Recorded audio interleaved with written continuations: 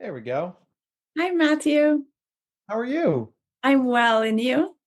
Oh, I can't complain. It's a little rainy here, but it's a good day. It's a Thursday. Week's almost over. Yeah, it's raining over here too.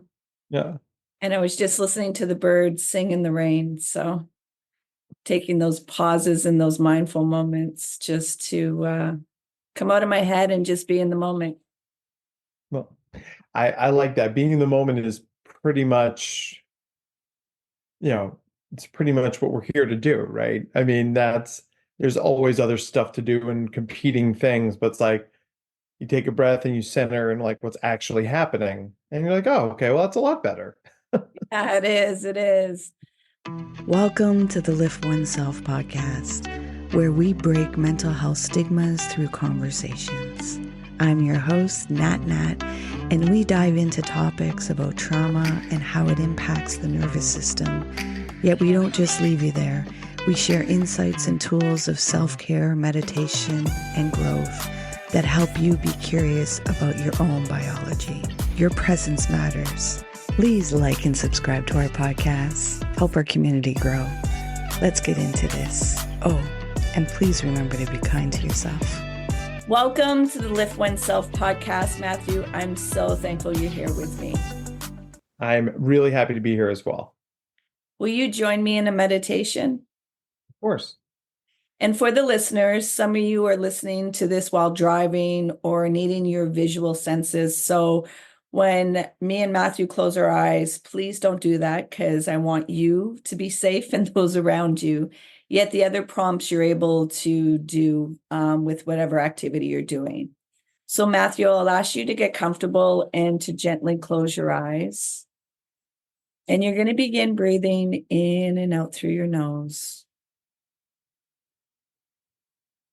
And bring your awareness to watching your breath go in and out through your nose.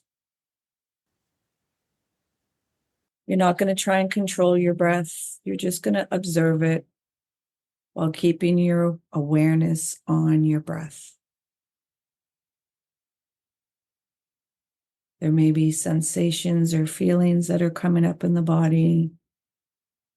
Let them come up. You're safe to feel. You're safe to let go. While keeping your awareness on your breath. Surrender the need to control. Release the need to resist. And just be. Be with your breath. Drop into your body.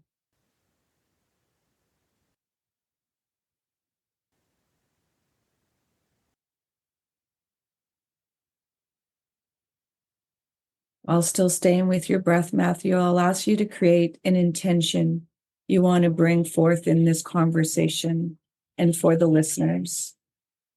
And when you've created that intention, I'll ask you to set it free in your thoughts.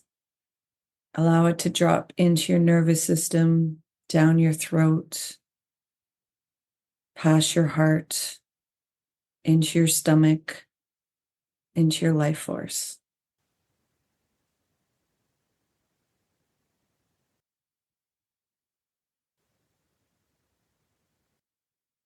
Still keeping your awareness on your breath and allowing that intention to grow and surround you.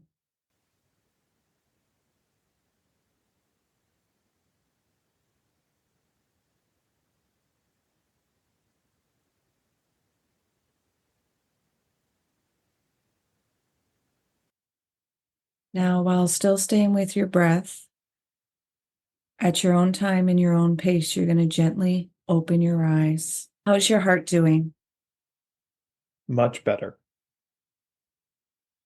Can you let the listeners know who Matthew is? Matthew, or as everybody calls me, Dr. Matt, is a person who contains multitudes.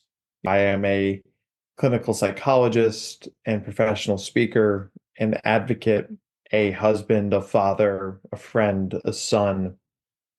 And I often feel that when all of those identities are in harmony, I am capable of moving mountains. It's when they feel in conflict or like it's a zero-sum game. That's when I, you know, start to feel that downward spiral starting, right? It's, I can't do all the things. And how do you do all the things if you are made up of all the things, right? It feels like you're letting some part of yourself down. And, you know, and the work I do with my own clients is parallel to the work I do with myself, right? No one can be everything all the time. And how do you return to your personal values and triage the things that make the most sense while being gentle to yourself that these moments pass and things will return to harmony sooner than we think. So when you feel how I'm hearing that is like sometimes we splinter and we fragment when things aren't in harmony and our responsibilities are taking us in different areas. So what tools or what does it look like inside when you want to face those emotions and that inner turmoil, inner storm? What are the tools that you use in your personal life to rally back the parts together? Well, you know, the thing that actually that really struck me from our meditation is, you're safe to feel, not just permission to feel, but safe to feel. And I feel like that's such a core concept because our relationship to our feelings is, I think it's the root cause of a lot of the struggles we feel. Like, I don't want to feel anxious. I don't want to feel overwhelmed. I don't want to feel angry or sad or scared, right? And those feelings unchecked can bring up feelings of dysregulation or not feeling safe. So sort of anticipating that problem, saying you are safe to feel the feelings, even if those feelings themselves don't make you feel safe.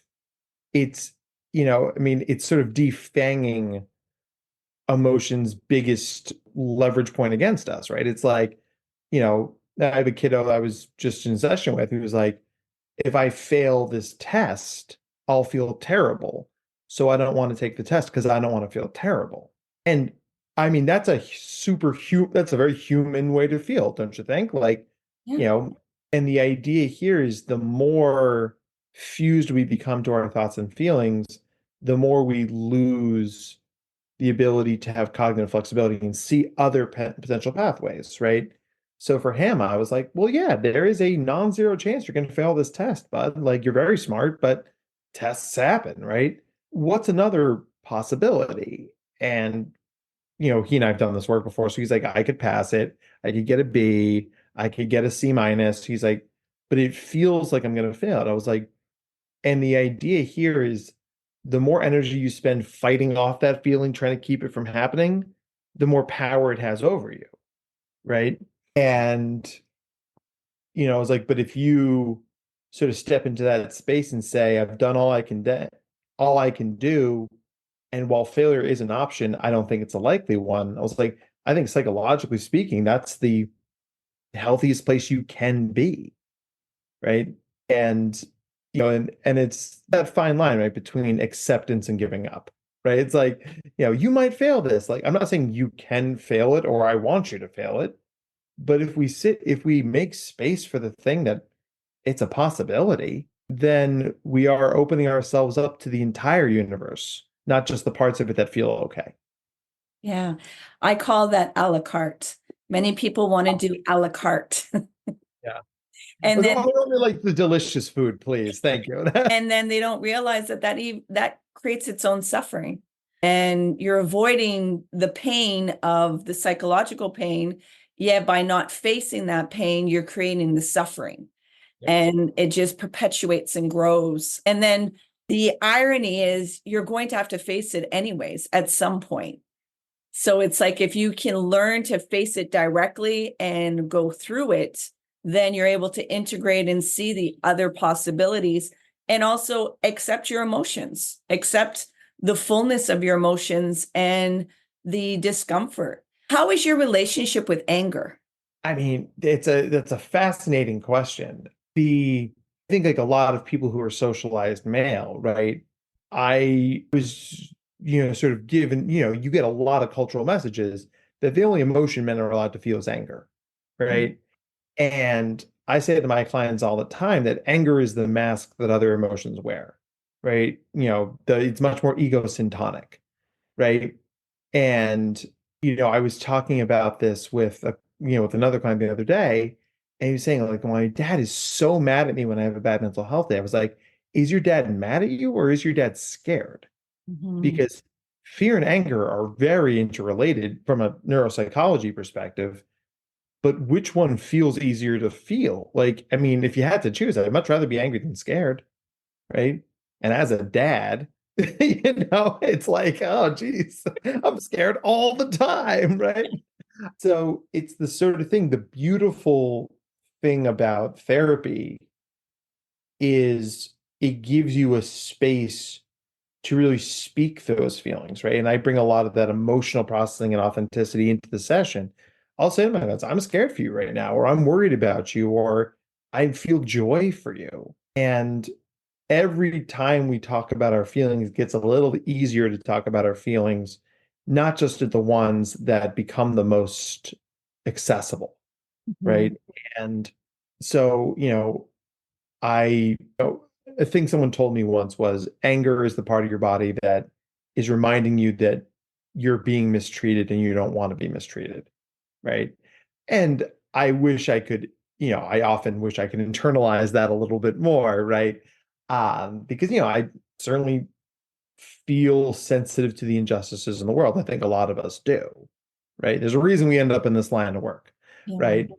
But the idea here is that I find my healthiest place with anger is redirecting that energy to something productive, Mhm. right? Because if you fume and you stomp around, and you punch a hole in the wall, it doesn't make you feel better, and the anger is driving the bus. I'm like, man, like, it's like one of the things I've gotten really good at since we've had children is like angry cleaning, right? It's like I am irked, right? I'm gonna do some dishes. I just go, what if this pan is gonna be so clean, right? And it's like the physicality of that, the progress of that, and then it's just like, and then I'm not angry anymore, right? Because it's like that was just a thing that happened, and I took that energy and I used it for something pro-social, and and then you can see the thing in more context, and gosh, you realize it's a thing that happened and it's already passed you by. Yeah.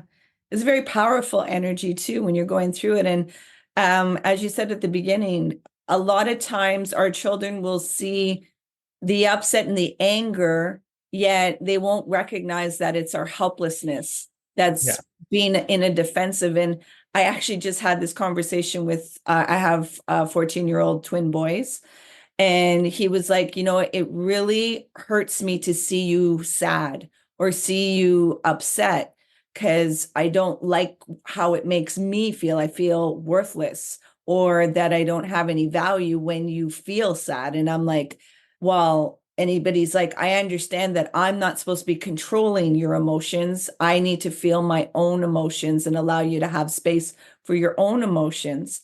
And I said, sometimes when you see me frustrated or when I'm saying something, it's that I feel helpless and I'm scared and I don't know what to provide for you. Yet I'm providing a space of support and listening. Yet I have my own feelings also that sometimes it looks a certain way because I may be putting a mask or a defense mechanism that isn't able to articulate the true part of like the helplessness that I'm feeling when we're navigating Mhm. through these rough waters.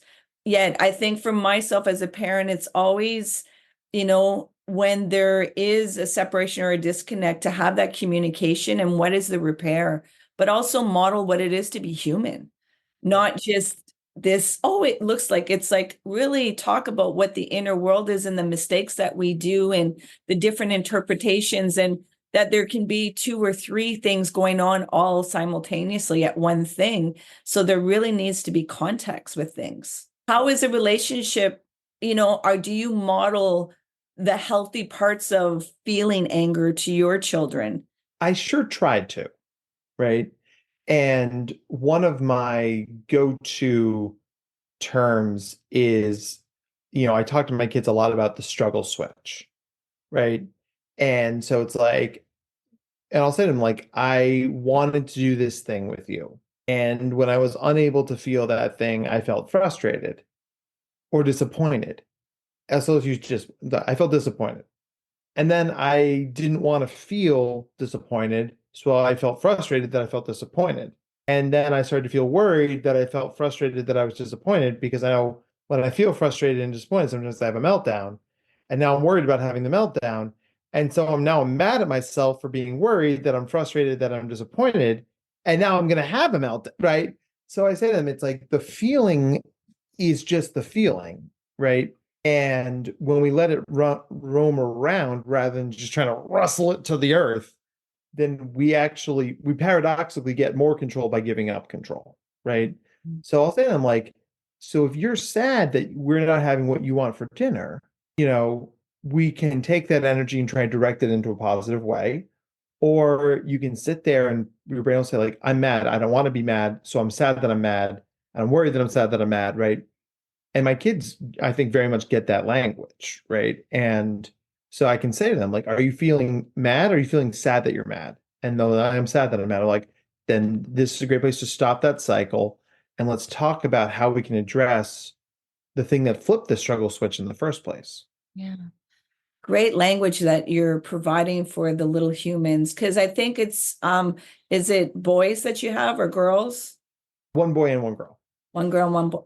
I think that's, what I'm doing from my part, because I have 3 boys, is really allowing there to be a healthy relationship with anger and change the definition of that. That it's not one that needs to be protection, that you can feel what's underneath that anger of the fear and the sadness, and to allow yourself to reveal that sensitivity and vulnerability, which, back in my era, I'm 50, that wasn't allowed. And the narrative for boys was boys don't cry. And we did such a disservice to men that when they have to now interact with this, they don't even know how to be with these sensitivities and vulnerabilities. And then culture and society starts to label them that, well, you should be this, but you should be that.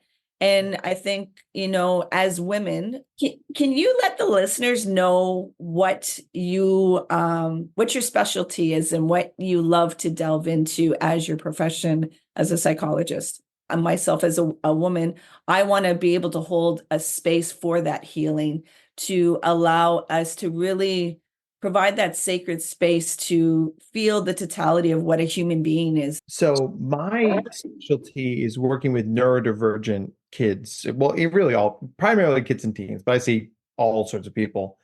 And, neurodivergence is people with different brains. So giftedness, autism, ADHD, dyslexia, OCD. And I think like a lot of mental health professionals, I got into the field to be the adult that I know kids like me needed, right? And I mean, listen, I had great support growing up. Both of my parents are clinical psychologists, right? So we always talked about feelings at the dinner table. Like we had that very atypical, right, childhood because a lot of my friends were like, "Well, you grew up with, you didn't talk about this stuff, right? No feelings, right?" So we always processed that, but I know that not everybody's that lucky. So I've really tried to be that adult that kids like me needed. And as we understand more about neurodivergence, I mean, more and more people are realizing that, they're not a weird horse, they're a zebra, which is one of my favorite ways to say that. And it's great because it shows up at schools, it shows up in the community, it shows up at work. And the more we understand about our brains, the more we can tweak and craft our environments to play to our strengths, right? Rather than constantly wondering, like, just what the heck is wrong with me? Yeah.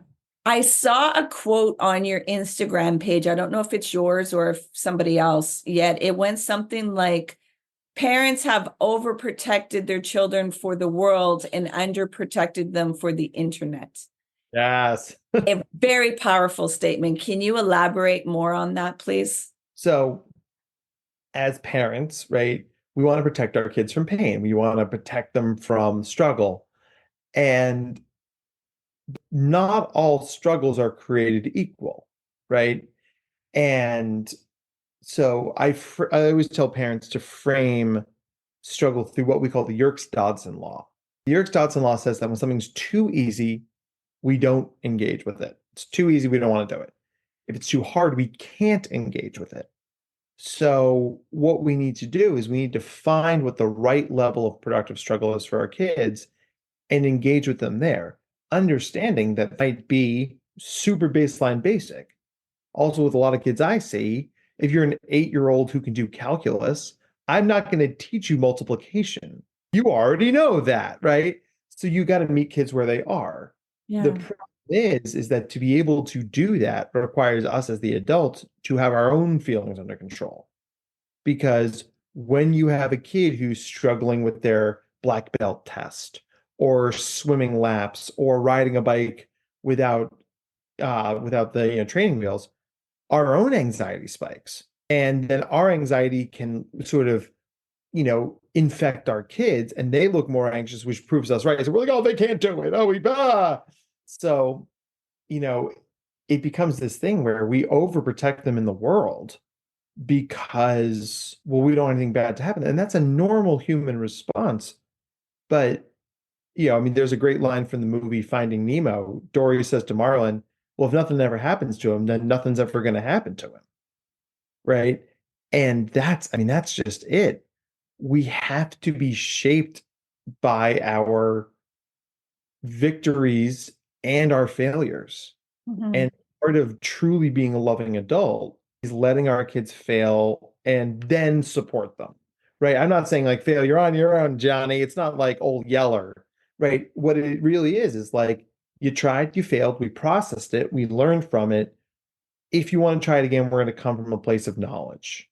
Right. And I think you can see how unprotected kids are online because parents are putting too much energy in protecting them in the real world.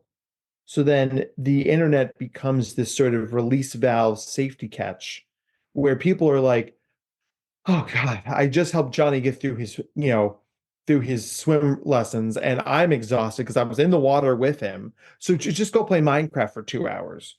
Well, Minecraft's a great tool if it's used appropriately, but not everybody on Minecraft is using Minecraft appropriately.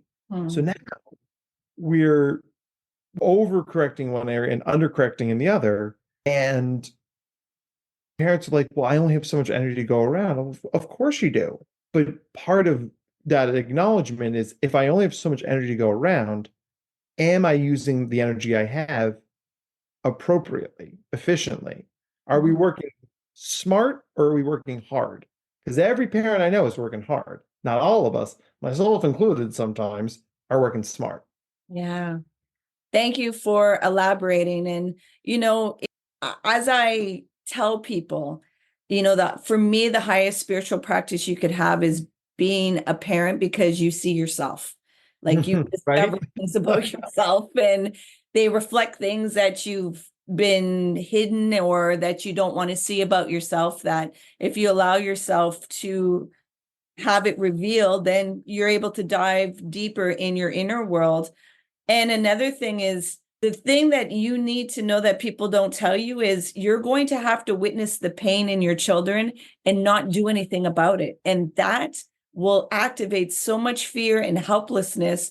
Yet, if you always interfere in the pain, they won't learn the lessons needed to navigate in the world that they need to navigate in. Because when I'm trying to support the twins right now, they're teenagers. So there's a lot of things that I have to let go because they have to start learning their autonomy in a more practical way where it's like, I don't even know how to relate to what you guys are navigating with all this technology, this social media that's being bombarded, the conversations that you're having with your fellow students and all this. It's like, that's not real. Like there's some similarities to when I was growing up, but even the education system is just totally different. Yet, recognizing, I think parents get such a bad rap that you're not doing good enough that they start to put their focus on the presentation of things rather than really what's the deep connection. Yep. And I admit to your flaws and admit to the mess. Like I know I'm making some terrible mistakes right now that later on, if I'm willing, I'll see them. But in the moment, we're always making mistakes. We're not fully able to see everything that we're doing. That's why it's evolving and learning to see things. Are there any tips or tools that you would give to parents while navigating technology and the internet with their children? It starts from a place of humility, right? Our kids know more about tech than we do, you know, and every parent I've ever worked with who's like, okay, well, we want to limit screen time, so we're going to turn off the internet at this time and we're going to block these websites. And I'm like, all you're doing is totemizing that thing. You're making it, it's like I remember being a teen myself, and like I was vaguely aware my parents kept liquor in the cabinet under the thing. It wasn't until my dad was like, "Don't go in that cabinet." I was like, "Well, what's in the cabinet?" Right, like, what's in the cabinet? But if my dad was like, "Hey, that's where we keep the alcohol. You're not old enough to drink it. Don't go in there." I would have been like, "That makes sense," and I would have moved on with my life, right? When you tell a kid you can't use the internet, all they want to do is use the internet. It's like, hey, listen, the internet is. I tell a lot of my clients, it's like internet's like Doritos. It's dopamine bomb, right? It's a lot of big flavor. It's engaging. There's a satisfying sensory component to it, but it's empty calories, right? I mean, it's not going to fill you up. It's not going to help you grow big and strong. So you got to eat other things. You got to eat your vegetables, your fruit, your sandwiches, all that stuff, right? So I'm never going to say don't use the internet. I think to live in 2024, I don't think you can. No, we're cyborgs. Right. And, I mean, and it's amazing because like schools will tell parents like your kids shouldn't have so much screen time. And yet they give them a laptop at school and they send them home and the stuff's on the Google Classroom, right? We're all part of the problem here. I do 99% of my therapy sessions online. I'll own where I fit, and that's that too. The idea here is we accept the parts of it we can't pivot around, and we say, okay, we have this much time left. How do we want to use that time that's left? That's where I think we bring the intentionality in, right? And let kids understand that how we use anything from Doritos to coffee to our favorite sweatshirt has meaningful limits to it. The internet's no different, right? And so that's where we get out of this sort of moralistic, like, back in my day, we didn't have the internet back in our day. And if we would have been on it, let's not lie to ourselves. So, it's about understanding that everything comes with limits, right? And when you treat your kids with respect, they'll respond with respect, right? Because we're not treating them like we're not infantilizing them. We're not condescending to them. We're saying, you know more about this than I do. I know some stuff about limits that you don't. Let's meet in the middle and find a meaningful compromise where everybody wins. Yeah. As I've had my mind and how you started off, it's like when you tell somebody not to do something, it just activates curiosity more of what am I not supposed to be doing? And for the twins, it's like, I want to engage them to be informed about things, not all of a sudden be put into a world and they're exposed to all kinds of things that they had no language for, and they get overstimulated with all kinds of things. Like age appropriate, yet let's have the conversation so that you create the proper tools of discipline and how to interact and see what it does within yourself. And I know sometimes it can, for some, it's like, that's so radical. Like, why would you allow that? But it's like, well, I want them to understand their autonomy, but also like recognize I'm not going to be able to put guardrails all over the place for them. They have to create that for themselves. And the way the internet is more and more, you got to make the decision what to expose yourself to and what not to.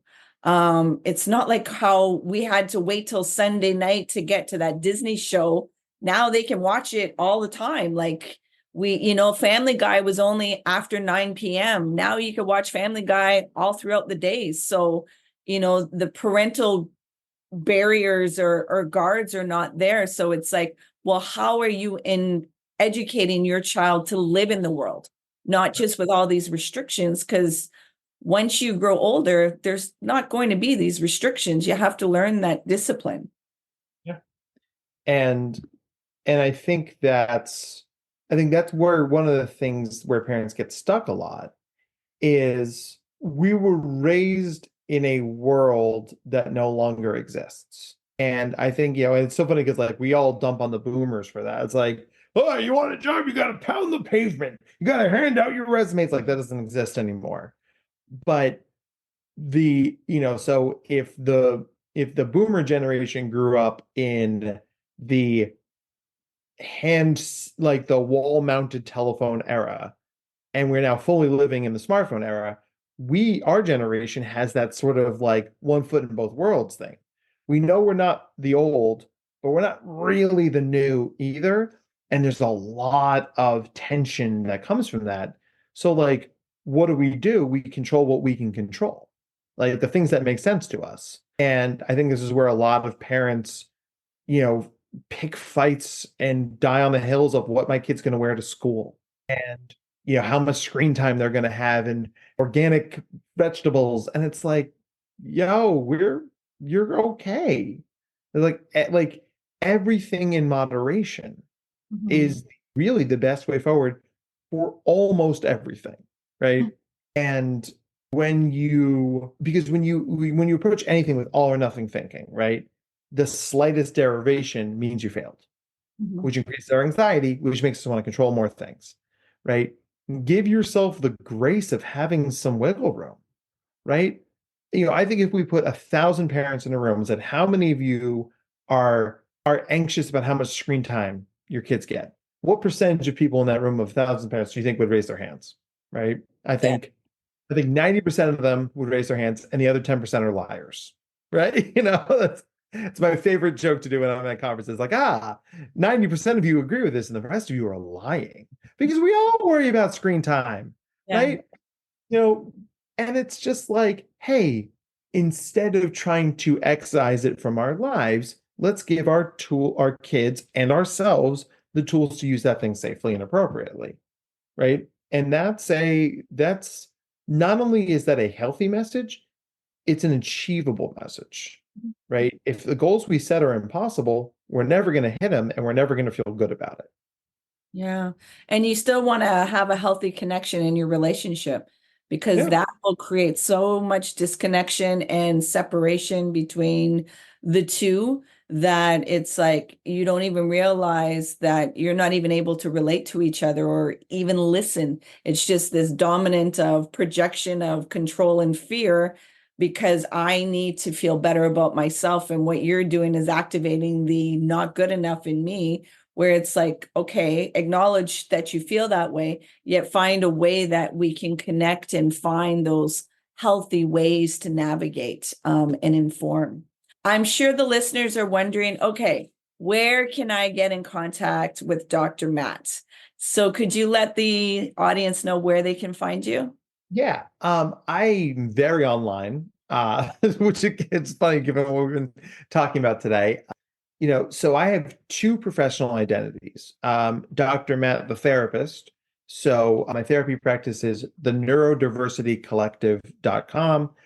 And, that's where myself and my colleagues, we see people, from all walks of life with all sorts of needs. I'm very proud of the work we do. And so that's for your sort of one-on-one traditional therapy model. Then there's Dr. Matt, the speaker.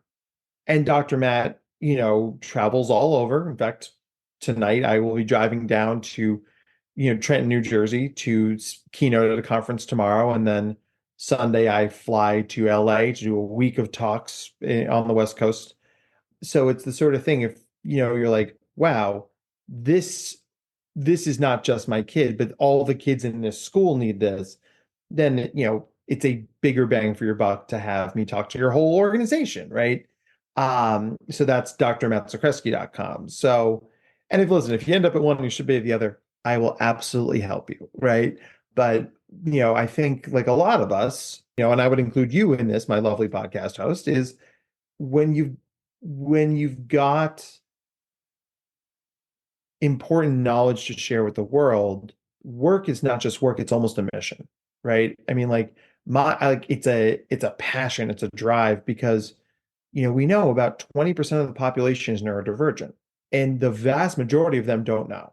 So the more we inform people, not just the people else, but their stakeholders, their partners, their children, their families, their bosses, their students, their teachers, their administrators, then that rising tide lifts all boats. Because in the absence of proper information, our brains create our own narratives, right? And those narratives are at best ill-informed and at worst catastrophic, right? I worked with a kid many years ago who has Tourette syndrome. So his sort of a loud throat clearing sound, like a right. And his teacher did not know kids could have Tourette's. So when he would sit there in class and clear his throat, she would get into these power struggles with him. And she's like, if you clear your throat one more time, you disrespectful SOB, right? And I mean, this kid is 11 years old, and so I was, listen, let's start with what Tourette syndrome is, and then let's move into how we deal with it in the classroom, and then let's deal with how to apologize to this kid, right? And it was a hard conversation, right? But now, and she's still teaching and she checks in with me from time to time. But there's this idea that, like, Maya Angelou said, you do as well as you can until you know better and then do better, right? She is a good teacher then. She's an even better teacher now. So if you're sitting out there as a parent being like, oh my gosh, I learned some stuff today, that means I'm a bad parent because I didn't know that stuff. Absolutely not, right? You know more now, so you can do better now, right? I cannot grade you on the scale of you didn't know the thing until you know the thing, right? And that's the message I try to bring to, I mean, really, honestly, who's ever out there and wants to hear me say what I say, because I think we all benefit from it. Yeah, we do. And thank you for the advocacy and shifting people's perception and taking accountability of, seeing that the things that are irritating you, are you allowing curiosity to ask the questions of what is going on and why are you doing this, rather than dictating and telling a person not to be that way.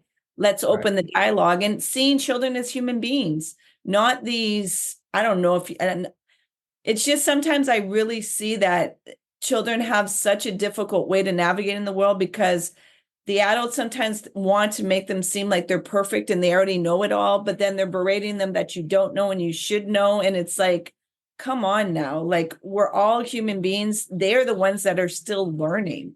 So allow them the space to be messy and communicate and be responsible for your own triggers and what you are perceiving in your belief systems. Allow there to be an open space for the conversations, and seeing that we all navigate this world differently and we all have different brains on top of it. And what I love about the neurodivergent is that the tools that are used for them, all humans can use it and be better humans. Right. I mean, and I say this all the time. It's like the best practices in serving neurodivergent kids are just the best practices in serving kids, right? I mean, you're like, well, how do we give all kids this kind of education? If you gave all kids this kind of education, they'd all do better. The gifted kids can do it at a higher level, sure, right? Absolutely. But you can't tell me that every kid in every classroom in America doesn't want to move through the stuff they already know and start learning stuff they don't know, right? Our so much redundancy built into it, which is a great thing for when kids need it. But when kids show that they don't need it, right, then that's where we should absolutely meet them. Like, I don't need to teach you how to start a podcast. You've already done that and you're doing a great job, right? Just like you don't need to teach me how to be a podcast guest. This is, I don't know, been on like more than 50 of them at this point. I love being on podcasts, right? So then you would meet either of us and our skill sets based on where we are and vitally where we want to go. And if from pre-K to CEO suite, every single person would do better with that kind of shift. And it's not hard, right? That's the best thing about it. It's an easy shift with huge repercussions. I just want to bring you into a reflective question. Absolutely. I want to ask you to bring your awareness right now and go back to your 18-year-old self. And you have 3 words you can tell your 18-year-old self to carry you through the journey to now, what would those 3 words be? I would say just be here. When I was 18, I was very aware of what was coming next, right? And I also had, I mean, I was 18 years old and a senior in high school. Our second day of our senior year was 9/11. And I grew up in Jersey, so like we like could Yeah, see you're right there. talk about this. Hell of a way to start your senior year. So between the emotional impact of that, right? And then the emotional impact of leaving your hometown, leaving your friends, going to college. I think that I've always sort of suffered from that what's coming next mindset, right? Because what's coming next is interesting and exciting, and I want to do all the things. But one of the last things my grandfather said to me before he died was, "The grass isn't greener on the other side. The grass is greener where you water it." And it's funny because it's like, well, I'm not watering the grass I'm in right now because I'm so busy wondering what the grass looks like over there. So I would tell my 18-year-old self, hey, just be here, right? Because the future is going to come whether we want it to or not, right? But when you take that moment to be here, you gain a little bit more power, you gain a little bit more control, and you make yourself more effective in navigating the things that are coming your way. And that's something that like any 18-year-old, I don't think I would have believed myself. I would have been like, okay, old timer. But it would have been a good message to try and hear at least. Yeah, exactly. And for the listeners, know that Matthew's information will all be in the show notes and will be clickable, because we understand the technology age that we don't really do much research. It's just click and let it be convenient. So I want you to be able to be in contact with him because he's a wealth of knowledge and information. I want to thank you, Matthew, for being here and having such a delightful conversation and diving deep with me. It's greatly appreciated. And thank you for the light and the language that you're bringing for these children into this new world and being their advocate. And thank you for giving me a platform to do so. I mean, you want to talk about bringing light. I mean, I think the half dozen or so podcasts of yours I listen to, I thought to myself, this is a person who's putting a lot of good out in the world. And that is special. So I hope that you can take some of that goodness and hold it for yourself. I appreciate that. Please remember to be kind to yourself. I try that every day. Hey, you made it all the way here. I appreciate you and your time. If you found value in this conversation, please share it out. If there was somebody that popped into your mind, take action and share it out with them. It possibly may not be them that will benefit. It's that they know somebody that will benefit from listening to this conversation. So please take action and share out the podcast. You can find us on social media, on Facebook, Instagram, and TikTok under Lift Oneself. And if you want to inquire about the work that I do and the services that I provide to people, come over on my website, come into a discovery call, liftoneself.com. Until next time, please remember to be kind and gentle with yourself. You matter.